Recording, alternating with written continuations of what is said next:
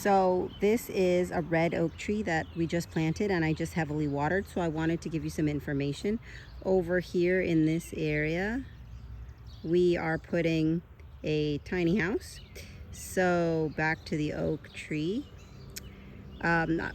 We put it more than 20 feet away from where we are putting our tiny house because you don't want it to grow under your foundation or for the branches to hit the house. And then we also put it 20 feet away from this is a silver maple tree, so that way the roots wouldn't grow into each other and I wouldn't have to trim the tree for them touching each other.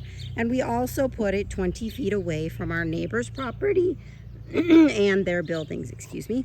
So all of this entire area will be completely shaded because red oak trees get to be around 40 to 60 foot span and they get between 60 and 70 feet tall, which is different than the white oak, which get much bigger than that.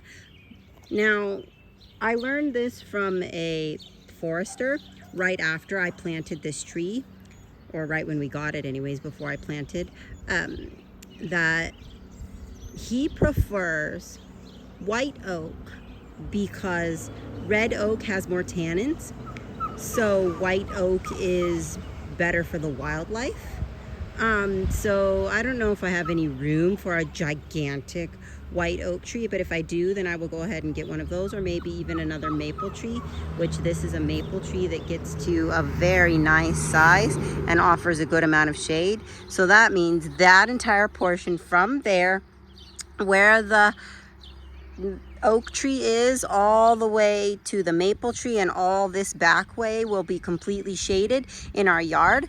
And we kept that away from that section over there. That is a burn barrel and that is a compost pile, because this way, right where that container is south. So we wanted to be able to utilize as much of the solar panel as possible for solar for our house. Once we tear down this house and rebuild, we will have the roof slanted this way to utilize the solar, and none of the trees will be in the way. And then we will also have a greenhouse here, so the greenhouse will be partially shaded, which is good for that.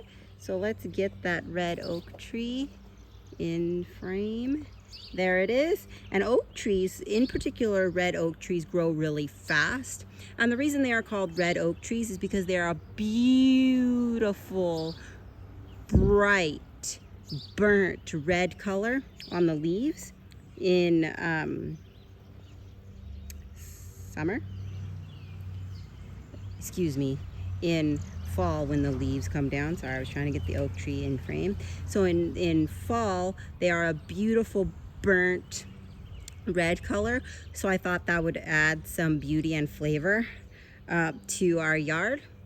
And yeah, that's just a little information about oak trees. I'm going to have to water it every single day that it doesn't rain for the first year, because it needs extra water so it doesn't compete with the grass for water. Also, so that it grows a very strong root structure, which it needs water to soak up to do that. Luckily here in Pennsylvania, it grows, it rain, words today. But in Pennsylvania, it rains quite a lot, so I will probably only have to water part of the time. Now, what I did here was we dug the hole, and you only need to do it not too deep, just to how big the roots are. So as long as the roots are completely covered, don't do it any deeper than that, because if it's too shallow, the roots won't be able to root very well. But if it's too deep, then the roots, you know, when you see roots of a tree, the big stump part of the root comes out. None of it will be able to come out and get air, which is what it needs. So don't do it too deep. But what we did was we dug the hole, and then we put compost from our compost pile, which is over here, and it's doing really well. We just mowed, so that's all grass on top. So we put compost in after we dug, and then we put a little bit of